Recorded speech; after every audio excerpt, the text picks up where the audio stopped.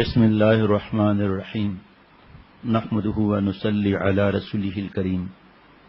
یہ تاریخ امت مسلمہ کتاب کا نام ہے، جو مولانا محمد اسماعیل ریحان صاحب کی کتاب سے پڑھ کر سنایا جاتا ہے۔ ساتھ ساتھ اللہ تعالیٰ شیخ العرب العجم عارف باللہ محی السنہ تبریز دوران رومی ثانی حضرت مولانا شاکی محمد اختر صاحب رحمۃ اللہ علیہ کی باتیں اللہ یاد دلا دیتے ہیں۔ کبھی درمیان میں نشر الطیب کی کوئی بات ہے وہ عرض کر لی اللہ تعالیٰ کی رحمت سے۔ پھر کل معبد جو ہے ان کا رضی اللہ تعالیٰ عنہ، ان کا واقعہ بھی عرض کیا دوسری کتاب سے۔ اس طرح اور چیزیں بھی اللہ تعالیٰ سامنے لاتے رہتے ہیں۔ حضرت ابو بکر صدیق رضی اللہ تعالیٰ عنہ کے کئی واقعات جو حضرت والا رحمۃ اللہ علیہ سے سنے، چند واقعات اللہ نے وہ بھی بیان کرنے کی توفیق عطا فرمائی۔ کل یہ عرض کیا تھا منافقین و بد ہجرت ہو چکی اور سب لوگ کفار جل کر رہ گئے، سدھرنے کی بجائے مکہ شریف سے مدینہ شریف تک بھی ستاتے رہتے تھے۔ جیسے میں نے پہلے عرض کیا کہ اس تفصیل کو نہیں بیان کیا جا سکتا کیونکہ پھر بہت ساری باتیں پھر رہ جاتی ہیں، پھر مجبوری ہے۔ فرمایا منافقین وہ بدقسمت لوگ تھے جو اسلام کی روشنی کو اتنے قریب سے دیکھ کر بھی محروم رہے، حسد اور اس کی وجہ سے بتا دیا تھا اس مرض کا زیادہ تر وہ لوگ شکار ہوتے ہیں جو طبعی طور پر کینہ پرور، حاسد اور مغرور ہوں، اس لیے حق بات انہیں ہضم نہیں ہوتی۔ اس کے ساتھ بزدل مگر مکار، چالاک اور جرب زبان بھی ہوتے ہیں۔ ایسے لوگ بزدلی کی وجہ سے حق کی کھلی دشمنی اختیار کرتے ہوئے ڈرتے ہیں۔ جو غور کرے گا تو آج کے حالات میں اس کو پتہ چل جائے گا کہ یہود و نصارہ اور منافق لوگ ان کے جو کیا کیا حرکتیں ہیں ہندوؤں وغیرہ کی، وہ سب کو پتہ ہے یہ کتنا ظلم، سب کو پتہ ہے کہ حق کیا ہے، اس کے بعد بھی اتنا ستانا وغیرہ۔ منافقانہ روش میں سب سے آگے خزرج کا سردار عبداللہ بن ابی، جس کو کچھ مدت پہلے اوس اور خزرج اپنا مشترکہ حکمران ماننے پر آمادہ تھے اور اس کی تاج پوشی باقی تھی، اور حضور صلی اللہ علیہ وسلم کی اس عقیدت کو دیکھ کر اس دن سے وہ حضور نبی کریم صلی اللہ علیہ وسلم سے سخت حسد اور نفرت کرنے لگا۔ حضور صلی اللہ علیہ وسلم کو اپنی بنی بنائی بادشاہت کے خاک میں مل جانے کا ذمہ دار سمجھتا تھا، اس لیے اس نے مدینہ کے انقلاب سے قسم کی لا تعلقی اختیار کر لی اور پس منظر میں چلا گیا اور آپ صلی اللہ علیہ وسلم سے بیعت کرنے میں ٹال مٹول کرتا تھا۔ یہ بات قابل ذکر ہے کہ اکثر منافقین سن رسیدہ اور ادھیڑ عمر لوگ تھے، اکثر ان میں ایک دو کے سوا کوئی نوجوان نہ تھا۔ اس کی وجہ یہ تھی کہ نوجوانوں میں نئی سچائی قبول کرنے کی صلاحیت زیادہ ہوتی ہے اور وہ حق کے لیے قربانی دینے پر جلد آمادہ ہو جاتے ہیں، جبکہ بڑے بوڑھے اپنے تجربے اور مرتبے کے ذوب میں عموماً حق بات کے سامنے جھکنے سے انکار کر دیتے ہیں۔ مکہ شریف میں بھی اسلام لانے والوں میں زیادہ تر نوجوان تھے۔ مدینہ شریف میں یہ تجربہ پھر سامنے آیا۔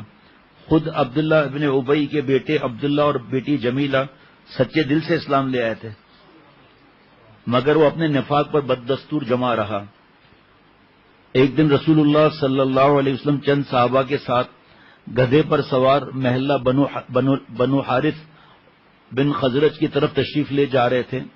مدینے میں کچھ لوگ ابھی تک اسلام سے محروم تھے، اس لیے راستے میں ایک جگہ غیر مسلم عرب، یہودی اور مسلمان اکٹھے بیٹھے دکھائی دیے۔ عبداللہ بن ابی ان میں نمایاں تھا۔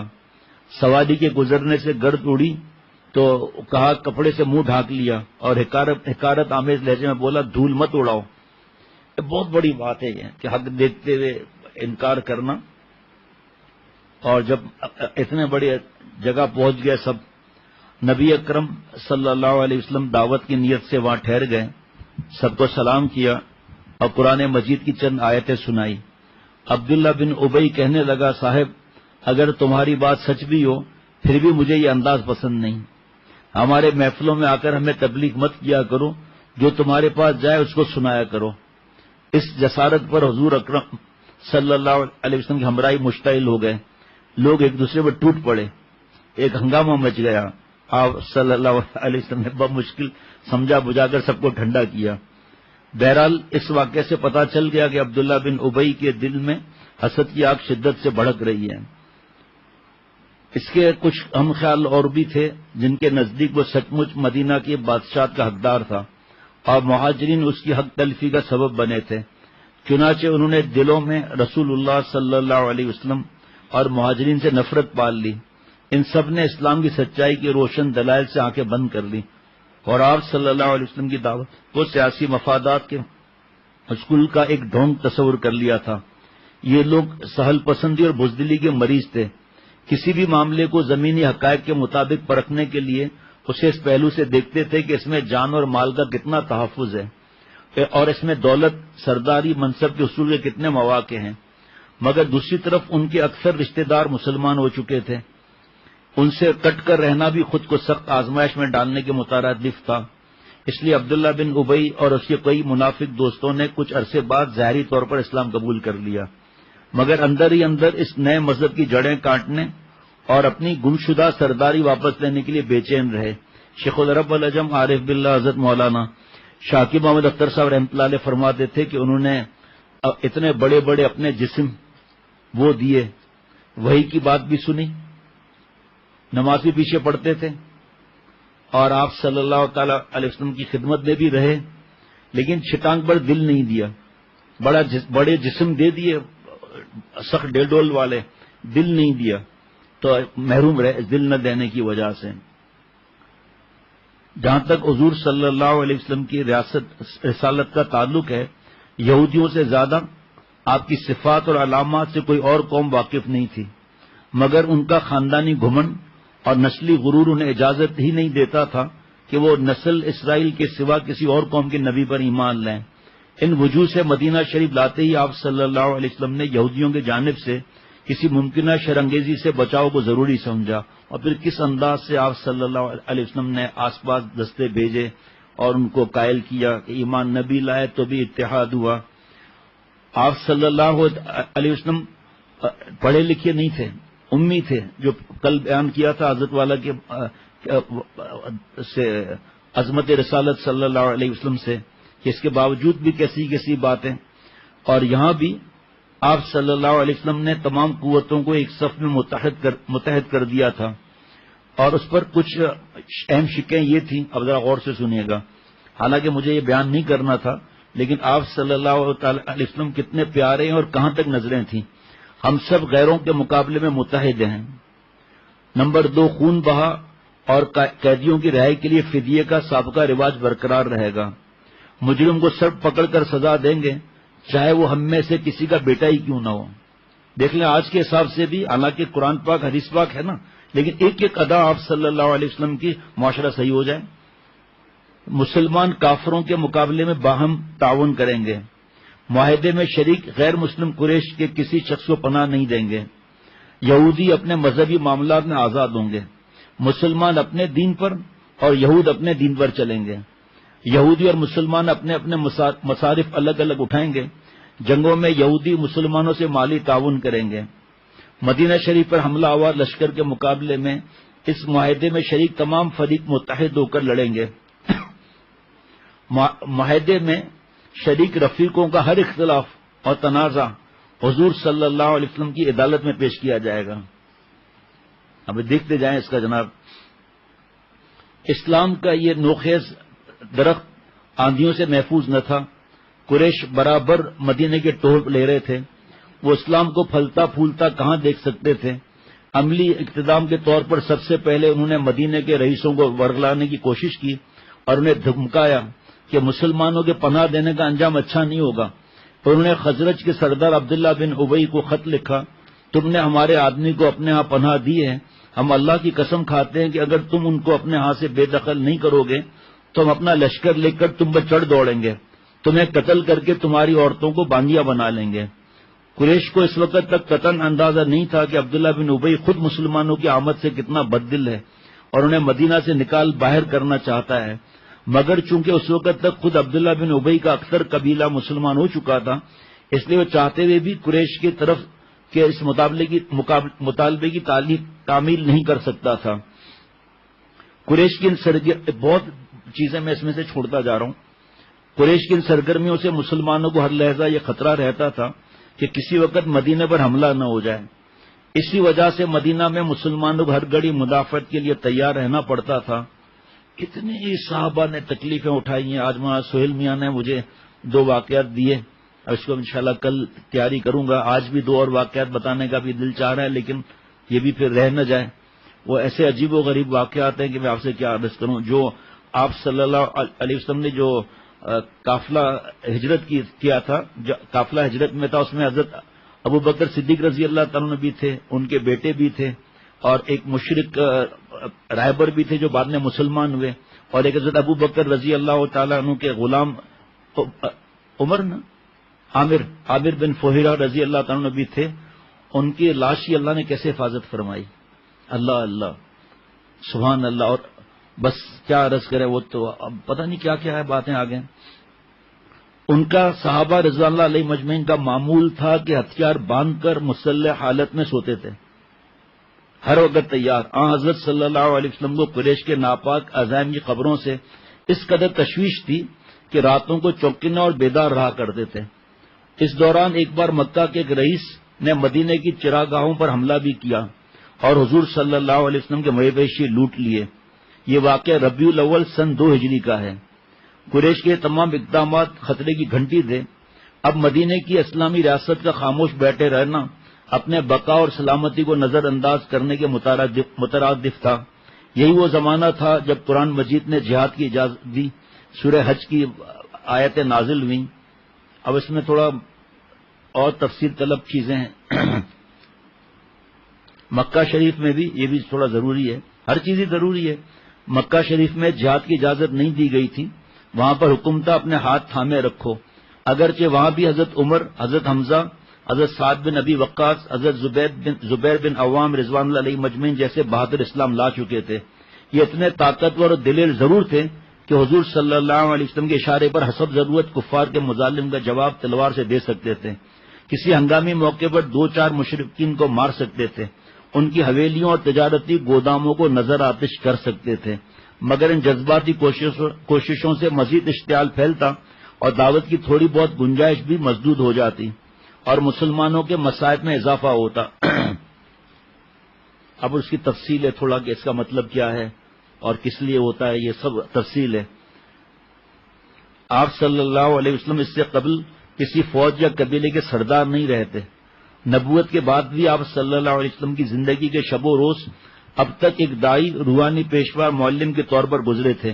مگر مدینہ شریف لانے کے بعد جب آپ پہلے سیاسی امور کی باغ دوڑ سنبھالتے ہیں اور پھر عسکری امور کی ذمہ داری بھی آپ پر آن پڑتی ہے، تو آپ صلی اللہ علیہ وسلم ایک معجزانہ صلاحیت کے ساتھ ساتھ یہاں سیاسی اور عسکری معاملات میں سیاست کی چوٹی پر نظر آتے تھے.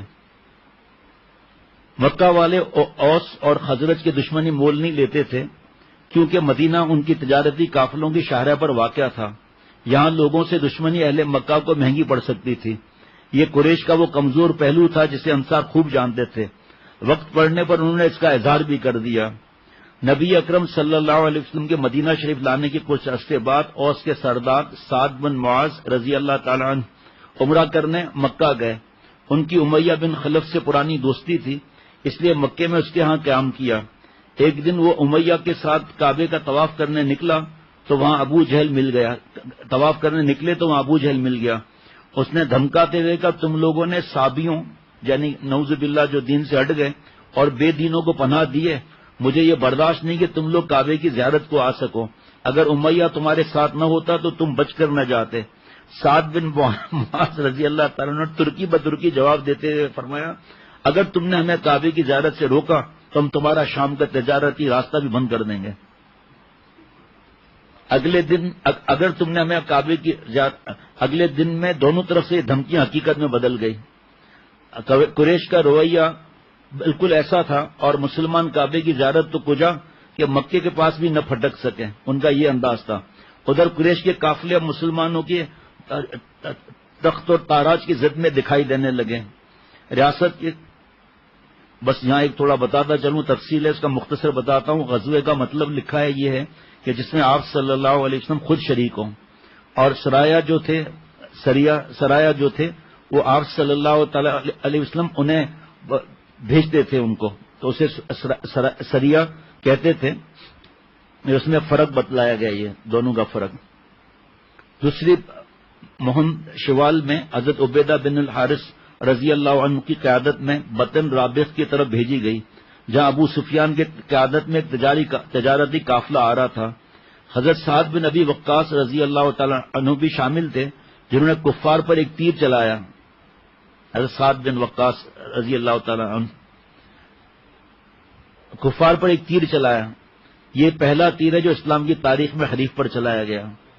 اس بار بھی قافلے کو صرف ہراساں کرنا کافی سمجھا گیا، اور بھی تھوڑے بیچ بیچ میں واقعات ہیں۔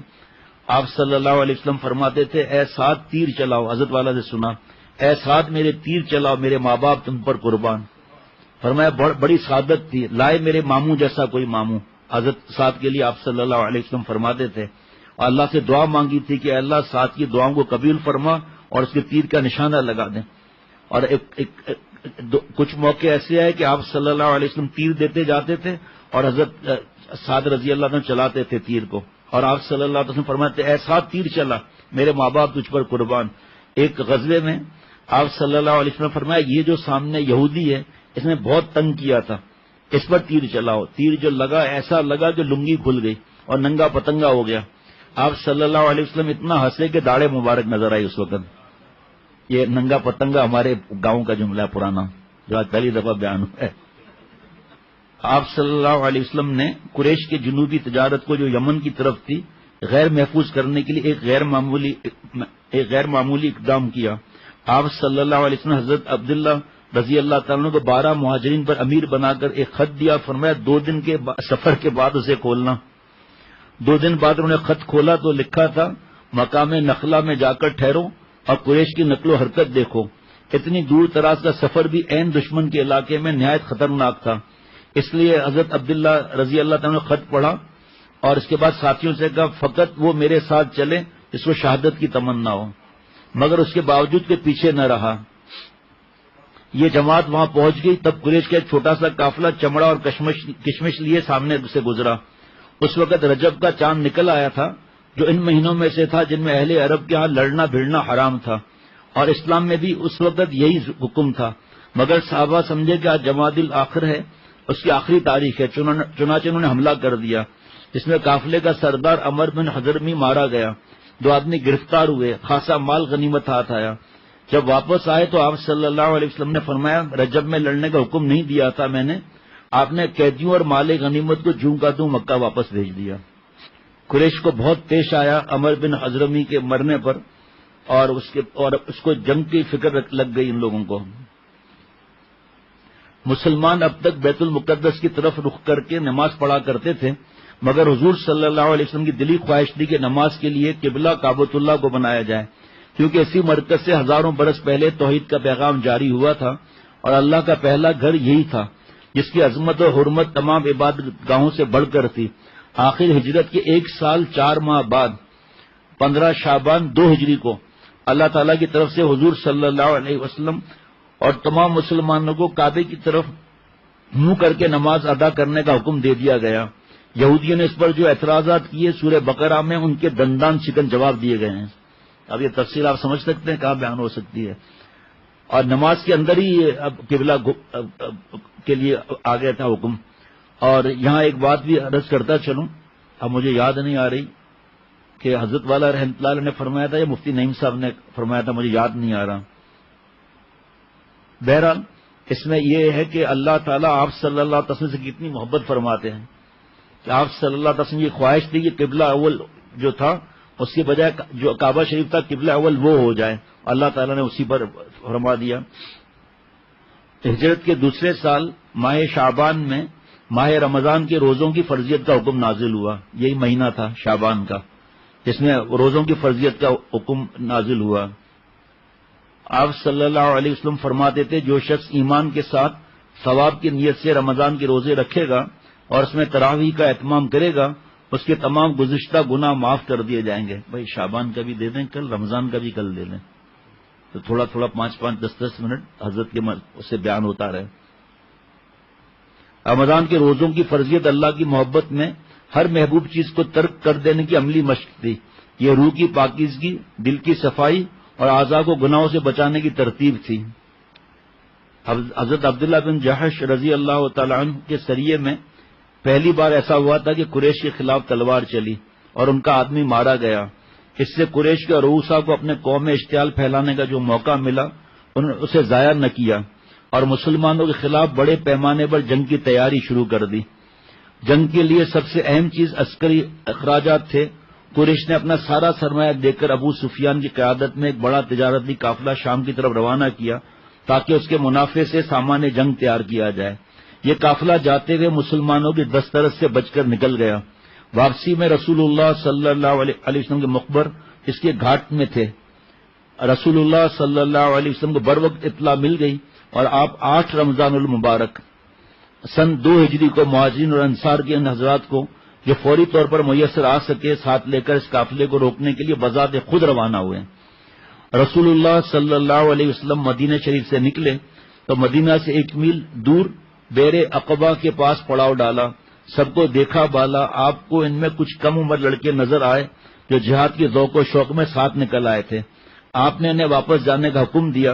ان میں بچوں میں اسامہ بن زید، رافع بن خدیج، برا بن عازب، زید بن ارقم، زید بن ثابت رضی اللہ عنہم شامل تھے۔ انہی میں 16 سال کے عمیر بن ابی وقاص رضی اللہ تعالی عنہ بھی تھے جو حضرت سعد بن ابی وقاص رضی اللہ عنہ کے چھوٹے بھائی تھے۔ وہ نبی اکرم صلی اللہ علیہ وسلم کے سامنے پیش ہونے سے چھپتے پھر رہے تھے۔ ان کے بھائی سعد نے دیکھا تو پوچھا کیا ہوا؟ کہنے لگے ڈرتا ہوں نبی اکرم صلی اللہ علیہ وسلم مجھے دیکھ لیں تو چھوٹا سمجھ کر واپس نہ کر دیں۔ میں اللہ کے راستے میں نکلنا چاہتا ہوں، شاید اللہ تعالیٰ مجھے شہادت عطا فرمائے۔ انہیں رسول اکرم صلی اللہ علیہ وسلم کے سامنے لایا گیا۔ آپ نے اسباب معمول انہیں بھی واپس جانے کا حکم دیا جسے سن کر وہ رونے لگے۔ آخر آپ صلی اللہ علیہ وسلم نے ان کا جذبہ دیکھ کر شرکت کی اجازت دے دی۔ مسلمانوں کی تعداد 313 تھی اور لشکر میں گھوڑے صرف 2 اور اونٹ 70 تھے۔ ایک اونٹ پر 3 افراد باری باری سوار ہوتے۔ ادھر قریشی قافلے کے سردار ابو سفیان کو مسلمانوں کی آمد کی خبر ہو گئی تھی، اس لیے وہ عام راستہ چھوڑ کر سمندر کے کنارے کنارے قافلے کو تیزی سے لے چلے۔ ساتھ ہی ایک سوار کو مکے کی طرف دوڑایا تاکہ قریش مدد کو پہنچے اور اپنے تجارتی قافلے کی حفاظت کریں۔ قریش تو پہلے ہی مدینے پر حملے کا بہانہ ڈھونڈ رہے تھے۔ اس خبر کا مکے میں پہنچنا تھا کہ فوراً 950 مسلح افراد کا ایک لشکر جس میں 200 گھوڑ سوار، یہاں 2 گھوڑے وہاں 200 گھوڑ سوار، یہاں 70 اونٹ اور وہاں جو ہے 700 اونٹ سوار تھے، مقابلے کے لیے نکل کھڑا ہوا۔ لشکر میں قریش کے بڑے بڑے سردار تھے، 600 افراد ذرہ پوش تھے، 600 افراد، وہاں 313 تھے جن کے پاس کسی کے پاس تلوار تھی تو ڈال نہیں تھی، ڈال تھی تو تلوار نہیں تھی، اور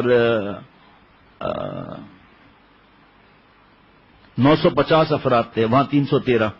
رسول اللہ صلی اللہ علیہ وسلم کو اطلاع پہنچی کہ تجارتی قافلہ بچ کر نکل گیا اور قریش کا مسلح لشکر مقابلے کے لیے آیا چاہتا ہے، تو آپ صلی اللہ علیہ وسلم نے صحابہ سے مشورہ کیا۔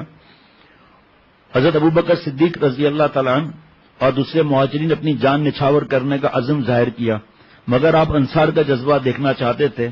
انصار آپ کو اس وعدے پر لائے تھے کہ وہ آپ صلی اللہ علیہ وسلم کی حفاظت کریں گے، جس کا مفہوم مدینے کی حدود میں تحفظ فراہم کرنا تھا۔ کھلے لفظوں میں یہ معاہدہ نہیں تھا کہ اگر مدینے سے باہر قریش سے جنگ ہوئی تو انصار اس وقت بھی مدد کے پابند ہوں گے، اس لیے آپ انصار کی رائے کے منتظر رہے۔ قبیلہ اوس کے سردار حضرت سعد بن معاذ رضی اللہ عنہ آپ کی منشا سمجھ گئے اور اٹھ کر کہنے لگے آپ شاید ہماری رائے جاننا چاہتے ہیں۔ اللہ کے رسول آپ جس سے چاہے صلح کریں، جس سے چاہے لڑیں، ہم آپ پر ایمان لا چکے ہیں، اللہ کی قسم آپ فرمائیں گے تو ہم سمندر میں کود پڑیں۔ ایک اور انصاری حضرت مقداد رضی اللہ تعالیٰ عنہ نے عرض کیا یا رسول اللہ ہم بنی اسرائیلی نہیں ہیں جنہوں نے حضرت موسیٰ علیہ السلام کو کہہ دیا تھا کہ جاؤ تم اور تمہارا خدا لڑو، نہیں، ہم تو آپ کے دائیں بائیں آگے پیچھے سے لڑیں گے۔ قریش کا لشکر بدر کی طرف بڑھ رہا تھا جو مدینہ سے 70 میل 120 کلومیٹر جنوب میں ایک وادی ہے۔ مسلمان بھی اسی طرف روانہ ہو گئے۔ لشکر اسلام کا جنگی پرچم سفید رنگ کا تھا جو حضرت مصعب بن عمیر رضی اللہ تعالیٰ عنہ نے تھاما ہوا تھا۔ نبی اکرم صلی اللہ علیہ وسلم کے آگے آگے یہ چیزیں سوچنے کی ہیں، یہ تصور میں یہ چیزیں لانے کی ہے کہ جھنڈا لہراتے ہوئے سفید چلے آ رہے ہیں، اور آپ صلی اللہ علیہ وسلم کے آگے آگے 2 سیاہ رنگ کے جھنڈے تھے، ایک حضرت علی رضی اللہ تعالیٰ عنہ کے ہاتھ میں تھا تو حضرت سعد بن معاذ رضی اللہ عنہ کے پاس.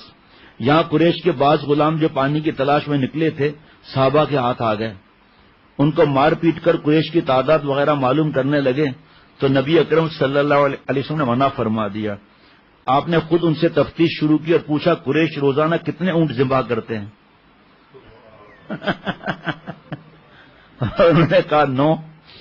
رسول اللہ صلی اللہ علیہ وسلم نے انہیں چھوڑ دیا اور صحابہ سے فرمایا دشمنوں کی تعداد 900 سے 1000 کے درمیان ہے.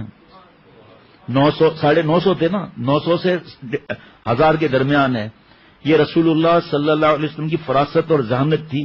عام طور پر ایک اونٹ 90 سے 100 آدمی کو کافی ہو جاتا ہے. حضور اکرم صلی اللہ علیہ وسلم نے فوراً حساب لگا لیا کہ قریش کتنی تعداد میں ہو سکتے ہیں.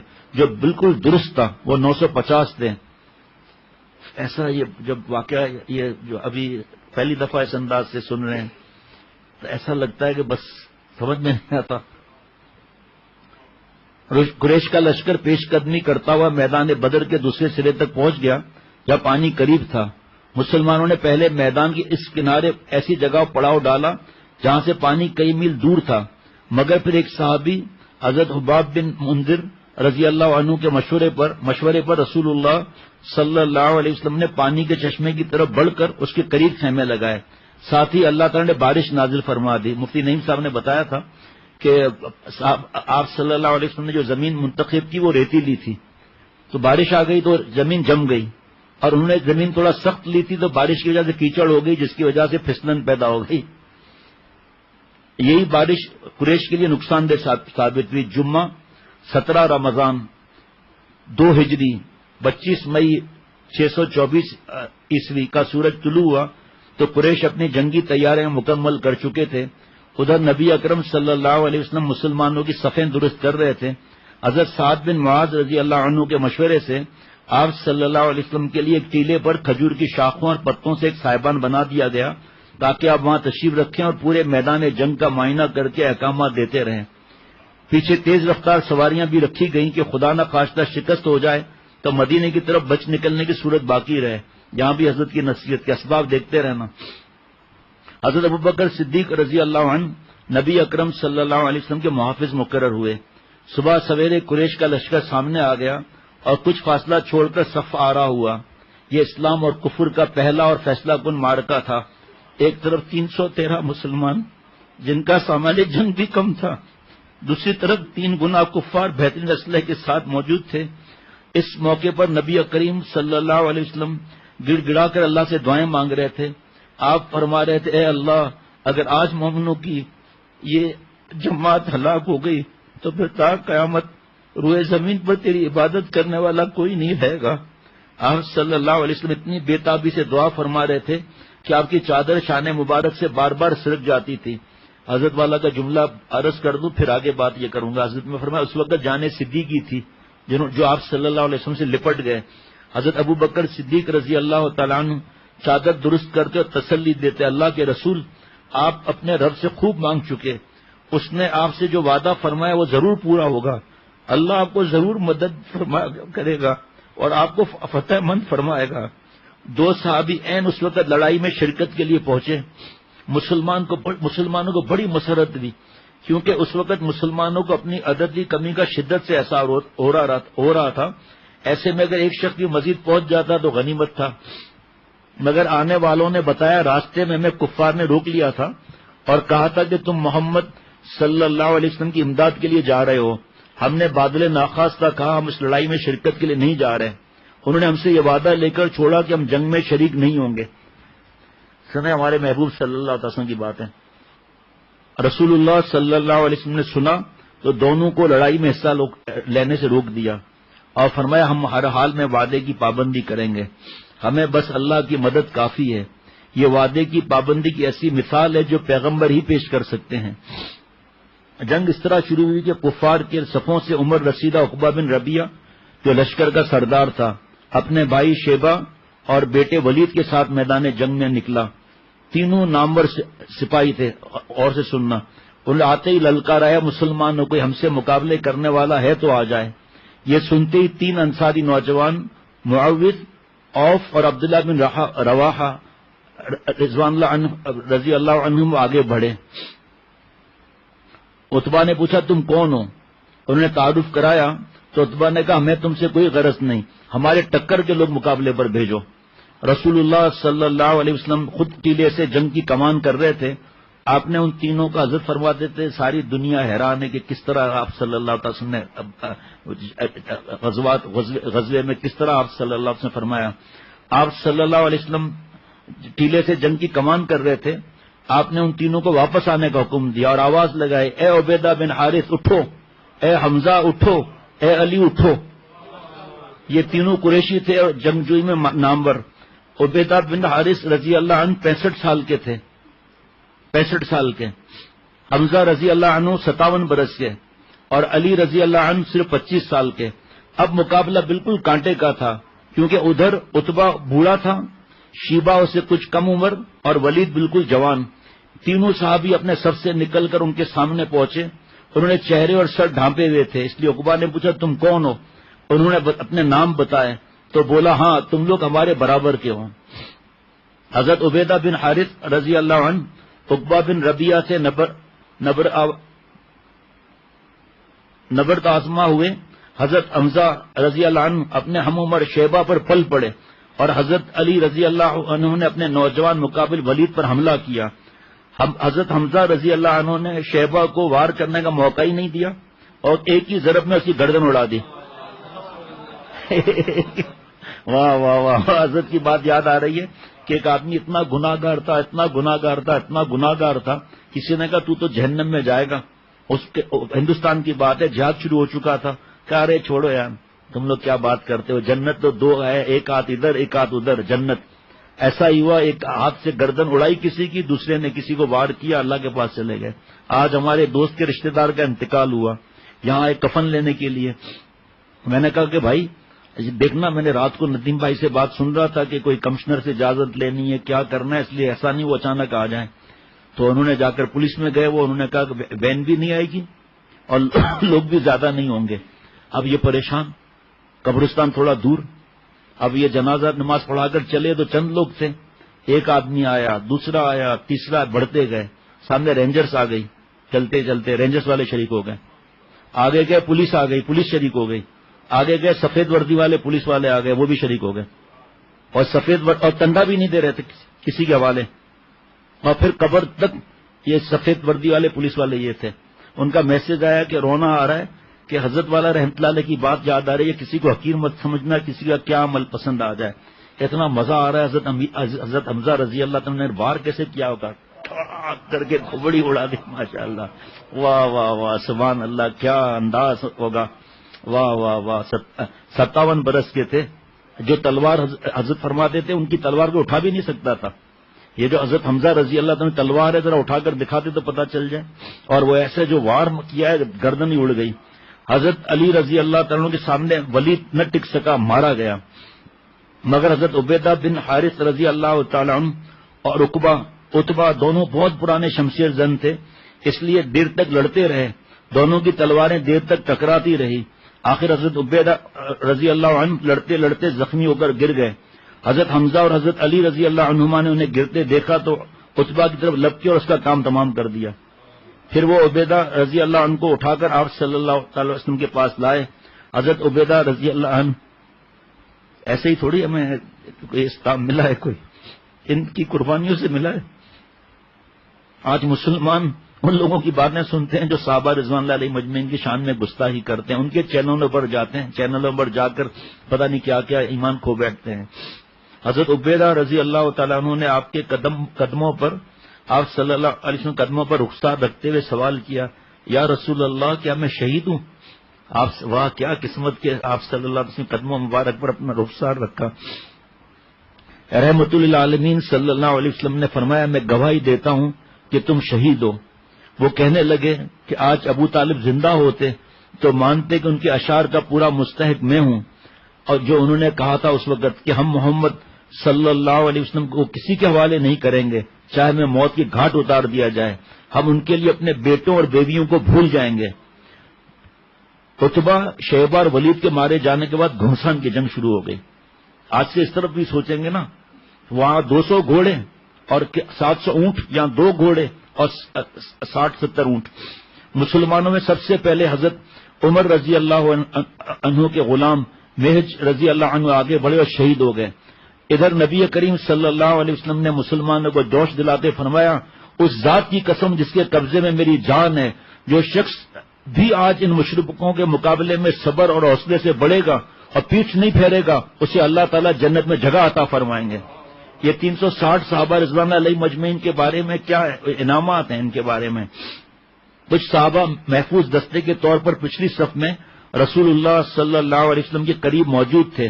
ان میں عمیر بن حمام رضی اللہ عنہ بھی تھے، جو ہاتھ میں کچھ کھجوریں لیے کھا رہے تھے، جو حفاظت کے لیے تھے تو اس لیے کھجوریں کھا رہے تھے۔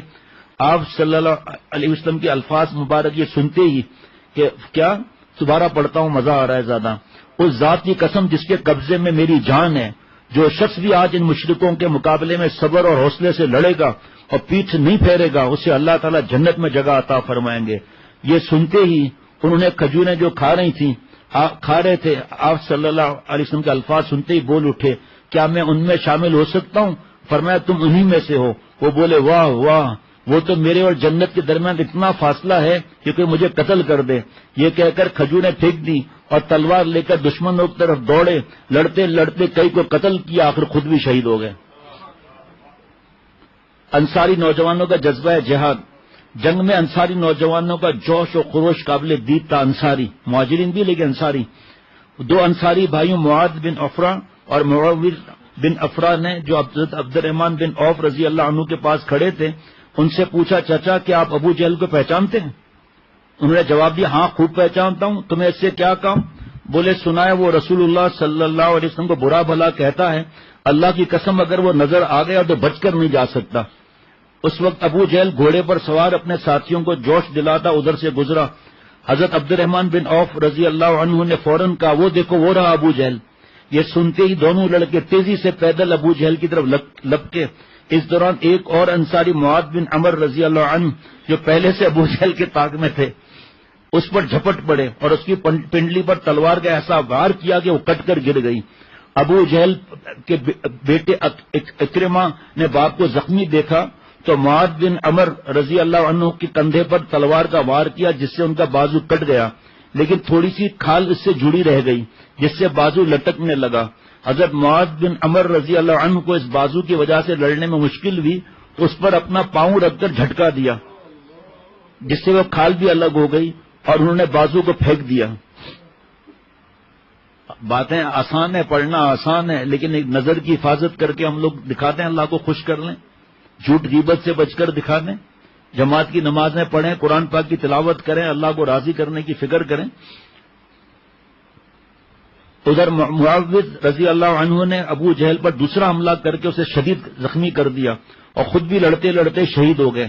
ابو جہل خون میں لت پت ہو کر گھوڑے سے نیچے گر چکا۔ معاذ نے اور ان کے بھائی نے خیال کیا کہ ابو جہل مر چکا۔ دونوں دوڑے دوڑے رسول اللہ صلی اللہ علیہ وسلم کی خدمت میں پہنچے اور سارا ماجرا سنایا۔ آپ صلی اللہ علیہ وسلم نے ان سے پوچھا تم میں سے کس نے اسے مارا؟ دونوں میں سے ہر ایک نے آواز لگائی کہ میں نے مارا۔ آپ صلی اللہ علیہ وسلم نے فرمایا کیا تم نے تلواریں صاف کر لیں؟ جواب دیا نہیں، جی نہیں۔ آپ صلی اللہ علیہ وسلم نے ان دونوں کی تلواروں پر لگا خون دیکھا تو معاذ بن عمر کی تلوار پر لگا خون گواہی دے رہا تھا کہ مہلک وار انہوں نے کیا ہے۔ تاہم آپ صلی اللہ علیہ وسلم نے حوصلہ افزائی کر کے فرمایا تم دونوں نے اسے مارا ہے۔ پھر آپ صلی اللہ علیہ وسلم نے فیصلہ دیا کہ ابو جہل کے جسم کے کپڑے اور ذرہ جو تھی وہ معاذ بن عمر رضی اللہ تعالیٰ عنہ کو دیے جائیں۔ جنگ کے انتہائی مرحلے میں نبی اکرم صلی اللہ علیہ وسلم اور ابو بکر صدیق رضی اللہ عنہ چھپر سے اتر کر مارکے میں شریک ہو گئے۔ حضرت علی رضی اللہ عنہ کہتے ہیں کہ جنگ بدر کے شدید لمحات میں ہم نبی اکرم صلی اللہ علیہ وسلم کی اوٹ لے رہے تھے۔ میں نے پہلی دفعہ حضرت سے ہی سنا تھا۔ جب جنگ کے شعلے اپنی انتہائی حدت کو پہنچے تو نبی اکرم صلی اللہ علیہ وسلم نے مٹھی میں کچھ مٹی اٹھائی اور دشمن کی طرف پھینکتے ہوئے کہا یہ چہرے خوار ہو جائیں، اے اللہ ان کے دلوں کو خوف سے بھر دے، ان کے قدم اکھاڑ دے۔ اس کے ساتھ ہی آپ صلی اللہ علیہ وسلم نے صحابہ کرام کو فیصلہ کن حملے کا حکم دے دیا۔ اللہ تعالیٰ نے قرآن پاک میں اسی واقعے کی طرف اشارہ کرتے فرمایا وما رمیت اذ رمیت ولکن اللہ رما، اور آپ نے خاک کی جو مٹھی پھینکی تھی وہ آپ نے نہیں، اللہ نے پھینکی تھی۔ معجزانہ طور پر کفار میں سے ہر ایک کی آنکھ میں یہ مٹی جا پڑی، ان میں کھلبلی مچ گئی۔ ادھر صحابہ رضوان اللہ علیہ مجمعین نے زوردار حملہ کر دیا، مشرکین شکست کھا کر بھاگ نکلے، مسلمانوں نے پیچھا کرتے ہوئے بھی بہت سے کو قتل اور گرفتار کیا۔ اس جنگ میں اللہ تعالیٰ نے فرشتوں کے ذریعے مسلمانوں کی مدد فرمائی۔ سورہ انفال میں ارشاد ہے، اس وقت کو یاد کیجئے جب آپ اپنے رب سے فریاد کر رہے تھے، پھر اللہ نے آپ کی سن لی اور کہا کہ میں آپ کی 1000 فرشتوں سے مدد کروں گا تو سلسلے وار چلے آئیں گے۔ فرشتوں کی آمد سے کفار کے دلوں پر ہیبت طاری ہو گئی، وہ سمجھ گئے کہ مسلمانوں کے ساتھ اللہ کی مدد ہے۔ فرشتوں نے ایک آدھ مشرک کو قتل بھی کیا مگر عمومی طور پر جنگ میں حصہ نہیں لیا۔ مفتی نعیم صاحب کچھ دن پہلے یہی بات فرما رہے تھے۔ کیوں؟ اس لیے کہ کفار جو جاتے ہوئے یہ نہ کہیں کہ ہمیں فرشتوں نے مارا ہے، انہوں نے تھوڑی مارا ہے، اس لیے اللہ تعالیٰ نے ان کے ذریعے ٹھکائی لگوائی ان کی، ورنہ ایک ہی فرشتہ پورے دنیا کے کافروں کو ہلاک کر سکتا ہے۔ ان کا مقصد بس مسلمانوں کے حوصلے بڑھانا اور کفار کو مغلوب کرنا تھا۔ بدر کے دن جب مشرکین فرار ہوئے تو ایسے میں انصاری ایک مشرک کا پیچھا کر رہے تھے، تب انہوں نے کوڑا مارنے کی سنسناہٹ سنی، ساتھ ہی آواز آئی، اے ہیزم آگے بڑھ۔ صحابی نے دیکھا وہ مشرک وہیں گرا پڑا ہے، اس کی ناک ٹوٹ گئی، منہ پھٹ گیا۔ صحابی نے رسول اللہ صلی اللہ علیہ وسلم کی خدمت میں حاضر ہو کر یہ واقعہ سنایا تو آپ صلی اللہ علیہ وسلم نے فرمایا تم سچ کہتے ہو، یہ تیسرے آسمان سے اترنے والا مددگار فرشتہ تھا۔ ہیزوم اس فرشتے کے گھوڑے کا نام ہے۔ اب سنیے ذرا، بدر کے دن مشرکوں کی مدد کے لیے ابلیس خود آیا تھا، شیطان، کیونکہ اسے معلوم تھا کہ حق و باطل کے درمیان فیصلہ کن معرکہ ہے، آج حق غالب آ گیا تو اسلام کو ابھرنے سے کوئی نہیں روک سکے گا۔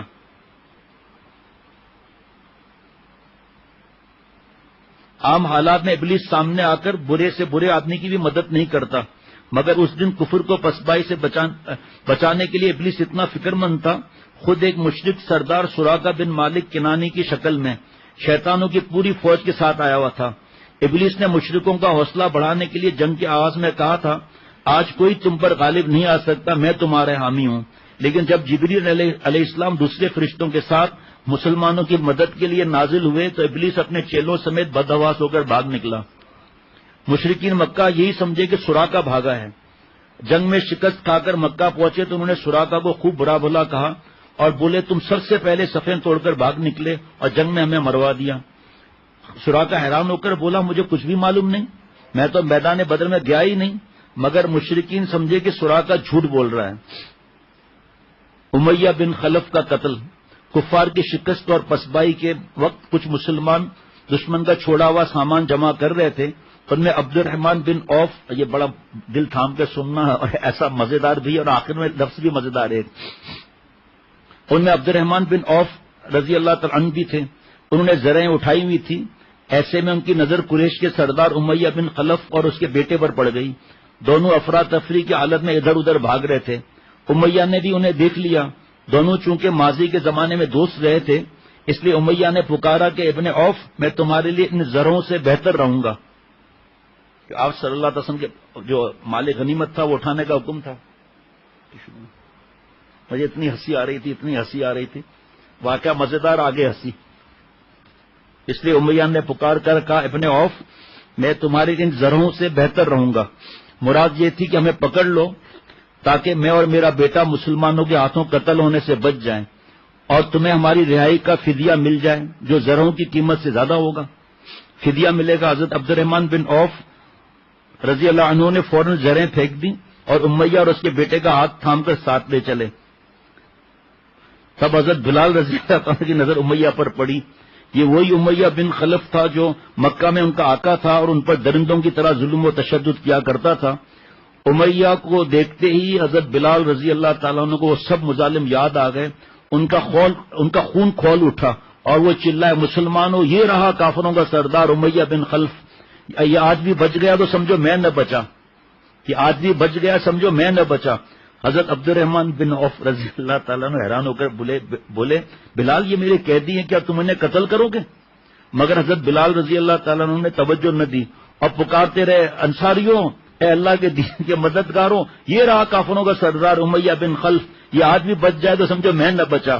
انصار جو پہلے ہی بھاگتے ہوئے کافروں کو مار رہے تھے دوڑے، اور امیہ اور ان کے بیٹے وہ ٹوٹ پڑے۔ ادھر حضرت بلال رضی اللہ تعالیٰ نے بھی تلوار سونت کر امیہ پر وار کر دیا، تلوار اس کے بدن پر زخم لگا گئی، وہ چیخ مار کر گر پڑا۔ عبد الرحمن بن عوف رضی اللہ عنہ، جہاں دین کے احکام آتا ہے نا قیدیوں وغیرہ کے اور سب چیزیں، وہ بڑی تفصیل ہے اس کی، قیدیوں کے بچانے کے لیے ان پر اوندھے جھک گئے، مگر انصاریوں نے دائیں بائیں سے تلواریں چبو چبو کر باپ بیٹوں کے موت کے گھاٹ اتار دیا۔ اس طرح مکہ کے ایک مظلوم غلام نے اپنی اذیت اور تشدد کا پورا بدلہ بدر کے میدان میں لے لیا۔ حضرت عبد الرحمن بن عوف رضی اللہ عنہ جو امیہ اور اس کے بیٹے کو بچاتے بچاتے خود بھی زخمی ہو گئے تھے، بعد میں یہ واقعہ یاد کر کے کہا کرتے تھے، اب یہ بتا رہا ہوں جملہ، وہ واقعہ یاد کر کے کہا کرتے تھے اللہ بلال پر رحم کرے، ان کی وجہ سے میرے زرہیں بھی گئیں، قیدی بھی گئے، زخم الگ کھایا۔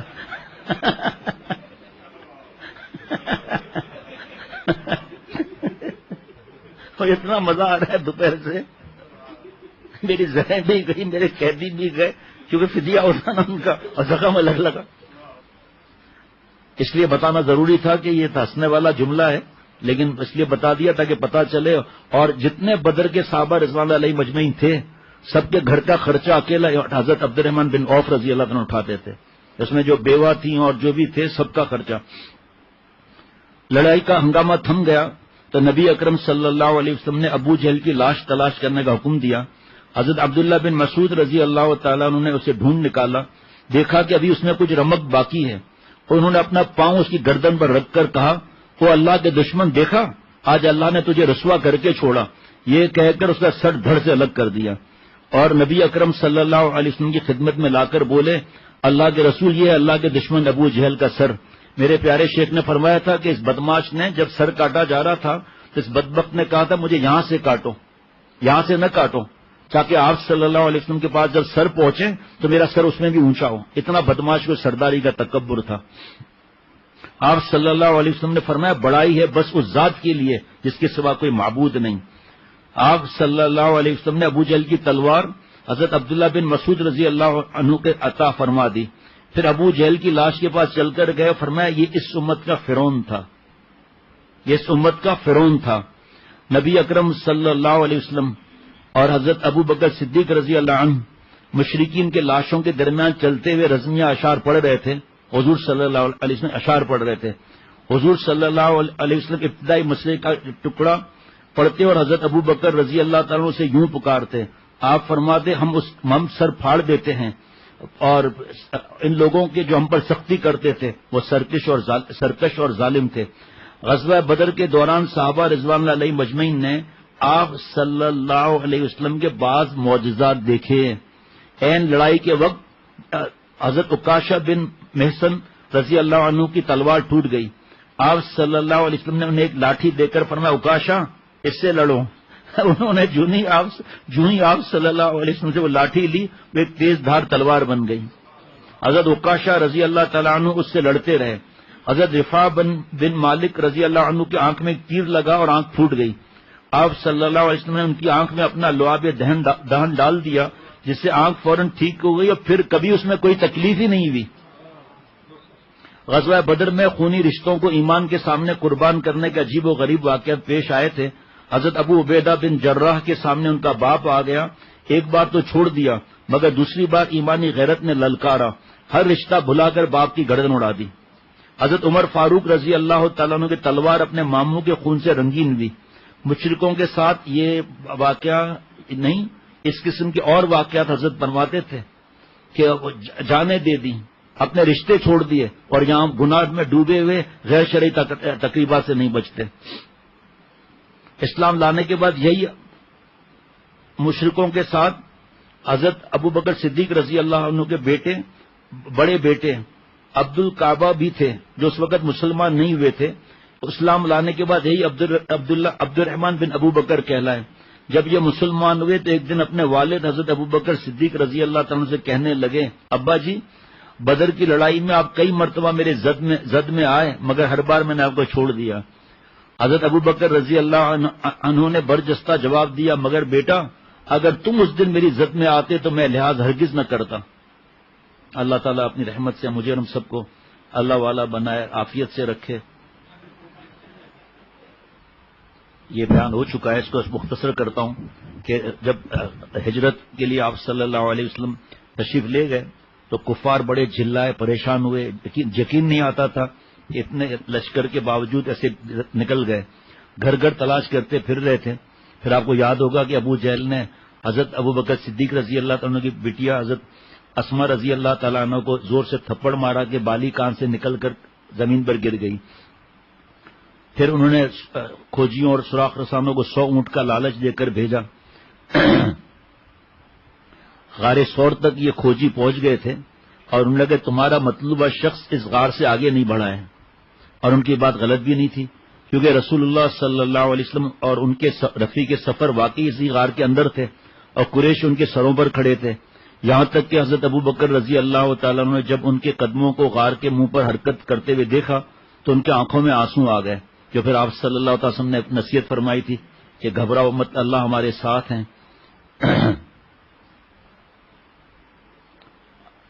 اس وقت ایک قریشی نوجوان نے یہ کہا کہ اس غار کے اندر چل کر دیکھیں، چلیں. لیکن امیہ بن خلف نے اس کی بات کا مذاق اڑاتے ہوئے کہا ارے اندھے، کیا تم اس مکڑی کو نہیں دیکھ رہے ہو جس نے غار کے منہ پر جالا تان رکھا ہے؟ اللہ کی قسم یہ جالا محمد صلی اللہ علیہ وسلم کی پیدائش سے پہلے کا لگتا ہے. البتہ اس وقت ابو جہل نے کہا تھا کہ لات و عزا کی قسم میرا خیال ہے کہ وہ یہیں کہیں ہم سے قریب ہوگا، قریب ہی موجود ہیں.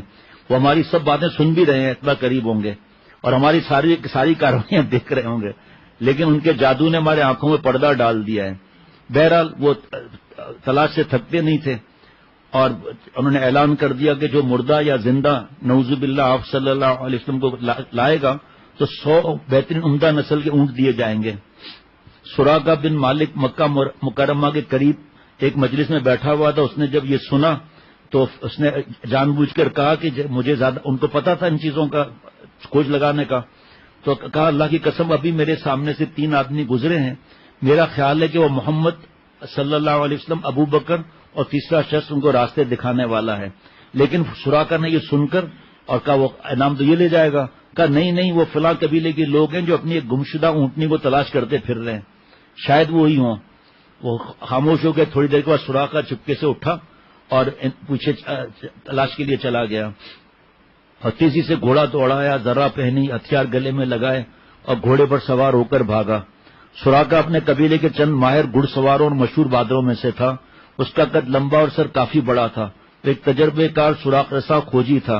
وہ تیز رفتاری سے دوڑتا ہوا جا رہا تھا. اچانک گھوڑے نے ٹھوکر کھائی اور وہ اس کی پشت سے گر گیا. اس نے اسے نحوست سمجھا اور دل میں کہا یہ کیا ہے. گھوڑے کو برا بھلا کہتا ہوا دوبارہ سوار ہوا. پھر گھوڑے نے ٹھوکر کھائی آگے جا کر، لیکن 100 اونٹوں کی لالچ میں یہ آگے بڑھا. اس کی نگاہوں آگے بھاگتے بھاگتے اچانک آپ صلی اللہ تعالی وسلم تک پر پہنچ گئیں. سراقہ نے اپنا ہاتھ کمان کی طرف بڑھایا تیر نکالنے کے لیے، لیکن وہ ہاتھ شل ہو کر اپنی جگہ رہ گیا. اور کیونکہ اس نے دیکھا کہ اس کے گھوڑے کی ٹانگیں زمین میں دھس رہی ہیں اور سامنے سے دھواں اٹھ کر اس کے اور گھوڑے کے سامنے حائل ہو رہا ہے، اس نے گھوڑے کو ایڑ لگائی، مگر اس کے پاؤں اس طرح مضبوطی کے ساتھ زمین میں پیوست ہو گئے تھے جیسے ان میں لوہے کی کیلیں ٹھوک دی گئی ہوں. جب رسول اللہ صلی اللہ علیہ وسلم اور ان کے ساتھی کی طرف عاجزانہ لہجے میں کہا میری بات سنیے، آپ دونوں اپنے رب سے دعا کیجیے کہ میرے گھوڑے کی ٹانگیں زمین سے نکال دیں. میں آپ دونوں سے وعدہ کرتا ہوں کہ آپ کا پیچھا چھوڑ دوں گا. آپ صلی اللہ علیہ وسلم نے اس کی دعا کر دی اور اللہ نے اس کے گھوڑے کے پاؤں زمین سے نکال دیے. آزادی ملنے کی تھوڑی بار دیر کے بعد اس کے دل میں پھر لالچ پیدا ہوئی. اس نے گھوڑے کو جوں ہی ان کی طرف بڑھایا، اس کے گھوڑے کی ٹانگیں پہلی بار سے زیادہ دھس گئیں. چنانچہ اس نے پھر آپ صلی اللہ علیہ وسلم کو مدد کے لیے پکارا اور کہا کہ آپ میرا زادے راہ ساز و سامان میرے ہتھیار لے لو. اللہ تعالیٰ کو گواہ بنا کر اس بات کا عہد کرتا ہوں کہ اپنے پیچھے آپ کے تعاقب میں آنے والوں کو واپس لوٹا دوں گا. آپ صلی اللہ علیہ وسلم نے فرمایا ہمارے تمہارے زادے راہ سامان کی ضرورت نہیں، تم بس ان کو واپس کر دینا. پھر سراقہ نے کہا ذرا رکیے، مجھے آپ سے کچھ باتیں کرنی ہیں. اللہ کی قسم میری طرف سے کوئی ایسی حرکت نہیں صادر ہوگی جو آپ لوگوں کو کسی قسم کا نقصان پہنچائے. انہوں نے رکتے ہوئے فرمایا کہ تم ہم سے کیا کہنا چاہتے ہو. عرض کیا کہ محمد صلی اللہ علیہ وسلم اللہ کی قسم میں جانتا ہوں کہ آپ کا دین غالب ہو کر رہے گا. آپ مجھے اس بات کا وعدہ کیجئے کہ اس وقت جب میں آپ کی خدمت میں حاضر ہوں گا تو آپ مجھے عزت بخشیں گے، اس کے لیے مجھے آپ وعدہ لکھ کر دیجئے۔ آپ صلی اللہ علیہ وسلم نے حضرت ابو بکر کو حکم دیا اور انہوں نے ایک چوڑی ہڈی پر تحریر لکھ کر حوالے کر دی۔ آپ صلی اللہ علیہ وسلم نے جب وہ واپس جانے لگا تو فرمایا سراقہ، اس وقت تم کیا محسوس کرو گے جب تم کسریٰ کے کنگن پہنو گے؟ اس نے حیرت کا اظہار کرتے ہوئے عرض کیا کسریٰ بن ہرمس؟ ہاں، کسریٰ بن ہرمس۔ اس کے بعد سراقہ اپنے قبیلے کی طرف لوٹ آیا۔ راستے میں اس نے دیکھا کہ لوگ بڑی سرگرمی کے ساتھ آپ صلی اللہ علیہ وسلم کی تلاش میں مصروف ہیں۔ سراقہ نے کہا کہ واپس اپنے گھروں کو چلے جاؤں، میں نے ان کی تلاش میں زمین کا چپا چپا چھان مارا ہے اور تم لوگ پاؤں کے نقوش پہچاننے کے باوجود میری مہارت سے ناواقف ہو، مجھے ان کا کہیں کھوج نہیں ملا، تم اپنا وقت ضائع نہ کرو۔ اور وہ لوگ واپس لوٹ گئے۔ سراقہ نے یہ عہد نہیں بتایا۔ جب اس کا یقین ہو گیا کہ وہ لوگ مدینہ شریف پہنچ گئے ہوں گے تو ابو جہل کو سارا واقعہ سنایا۔ ابو جہل نے اس کے عدم تعاون، بزدلی اور سنہری موقع ضائع کر دینے پر اس کو طعنہ دیا۔ اس کے جواب میں سراقہ نے کہا ابو جہل، اللہ کی قسم، اگر تم اس واقعے کو دیکھتے جو میرے گھوڑے کے ساتھ پیش آیا تھا جب اس کے پاؤں زمین میں دھس رہے تھے تو تمہیں یقین ہو جاتا اور اس میں کوئی شک نہیں رہتا کہ محمد صلی اللہ علیہ وسلم ہی اللہ کے سچے رسول ہیں۔ تو ایسی صورت میں کون ہے جو ان کا مقابلہ کر سکتا؟ زمانہ اپنی رفتار، معمول کی رفتار سے چلتا رہا۔ سورج مشرق سے طلوع ہو کر مغرب میں ڈوبتا رہا۔ دن مہینوں میں، مہینے سالوں میں بدلتے رہے۔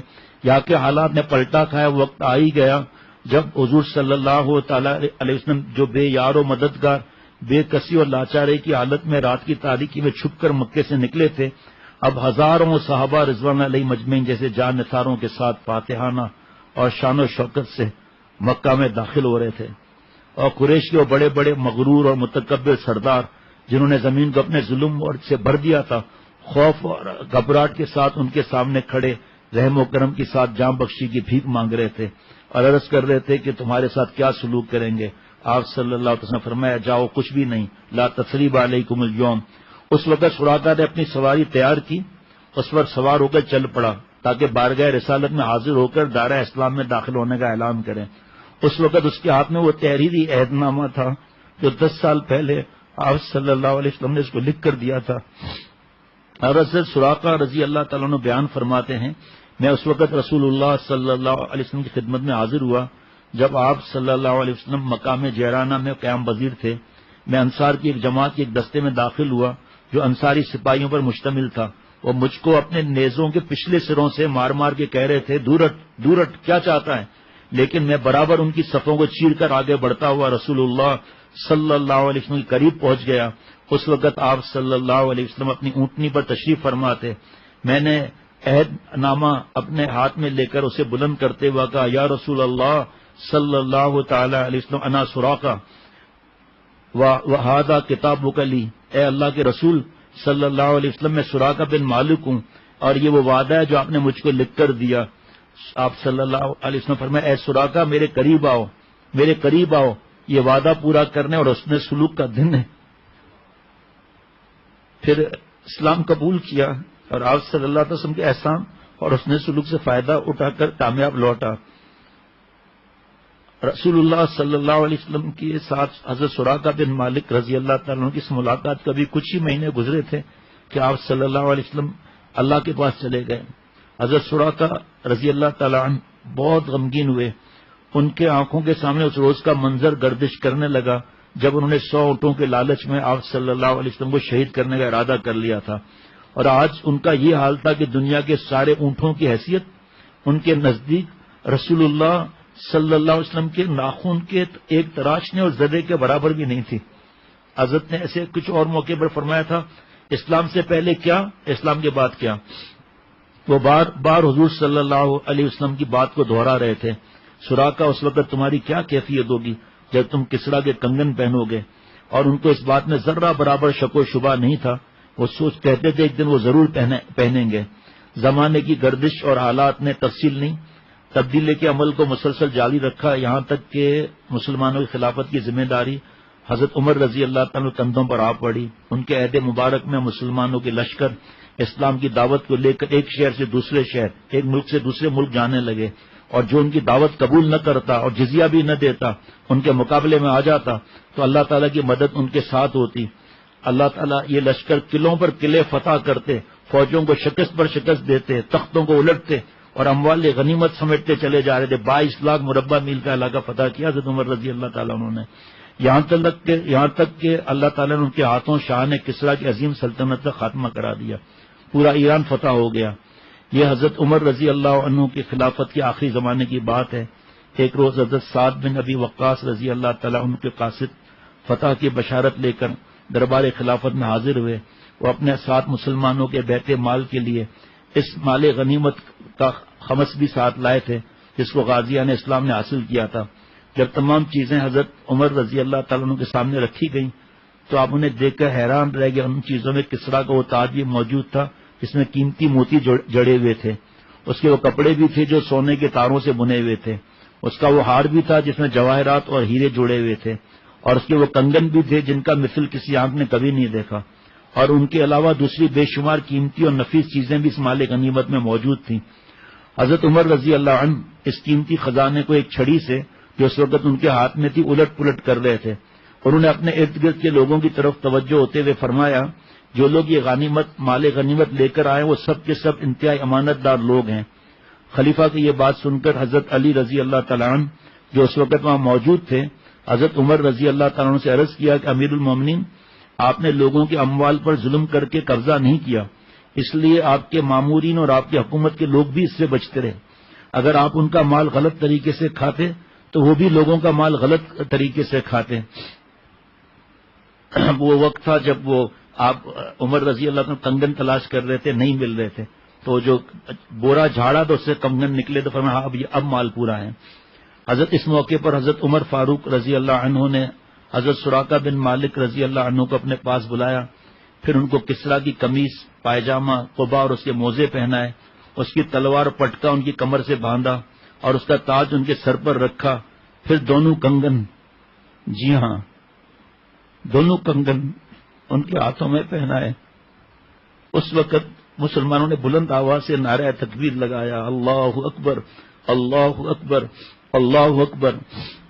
اس کے بعد حضرت عمر رضی اللہ تعالیٰ نے ان کی طرف رخ کرتے ہوئے فرمایا واہ واہ اللہ کی شان، یعنی دیہاتی اور اس کے سر پر کسریٰ کا تاج اور ہاتھوں میں اس کے کنگن.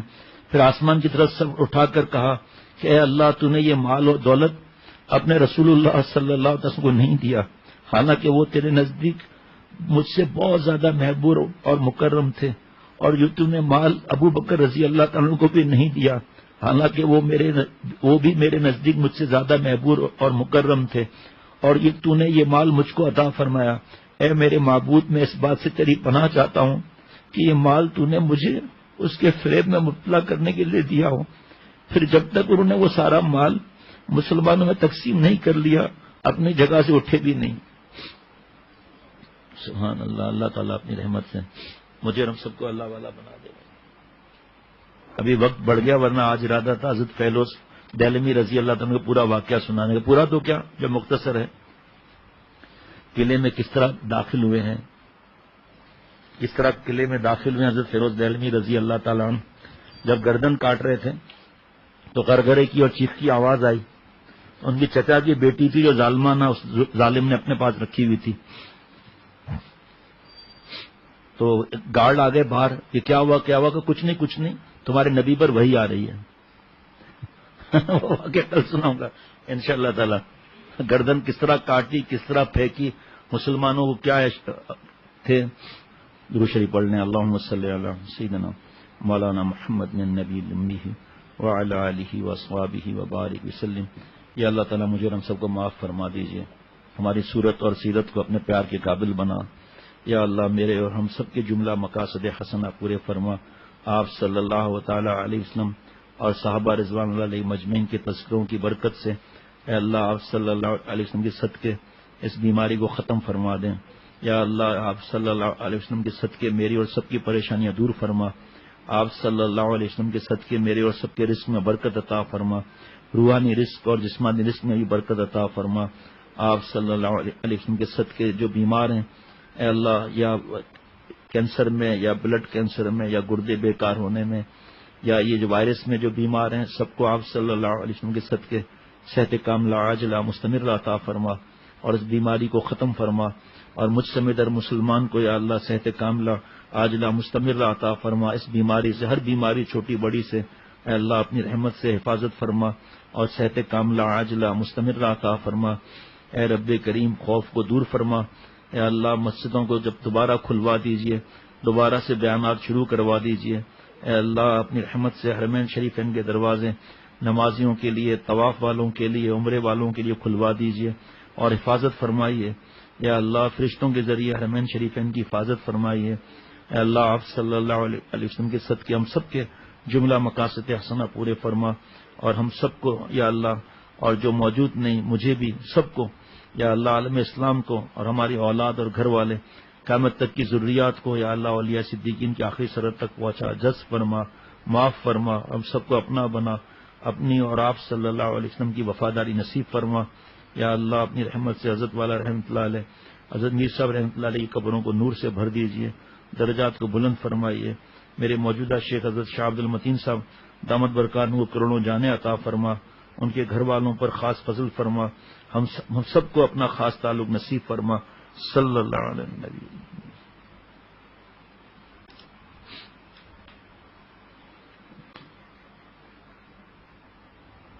جی یہ مواعظ حسنہ حضرت والا کے نفس کے حملوں سے بچاؤں کے طریقہ، مواعظ حسنہ نمبر 64 حضرت اما عائشہ صدیقہ رضی اللہ تعالیٰ عنہ کا بڑا مقام ہے، جو حضرت کے جو الفاظ مبارک ہے وہ پڑھ رہا ہوں۔